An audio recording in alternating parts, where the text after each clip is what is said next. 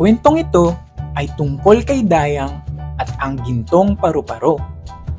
Si Dayang ay isang batang mahilig mag-alaga ng halaman at bulaklak.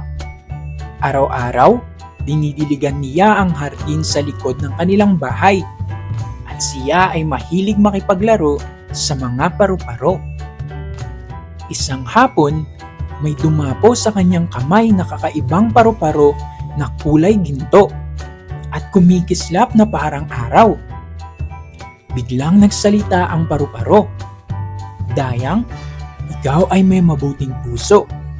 Dahil dito, pagkakalooban kita ng kakayahang magbigay buhay sa mga halaman. Sinubukan ni Dayang ang bagong kapangyarihan.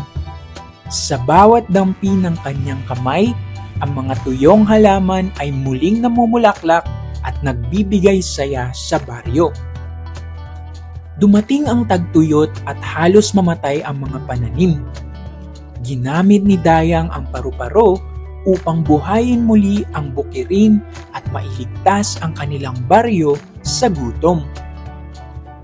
Mula noon, si Dayang ay tinawag na batang tagapangalaga ng hardin. Kaya mga bata, tandaan, ang tunay na kagandahan ay nasa pagbibigay ng buhay at tulong sa iba. Kung nagustuhan mo ang aking kwento, like, subscribe, and share this to your friends. Maraming salamat!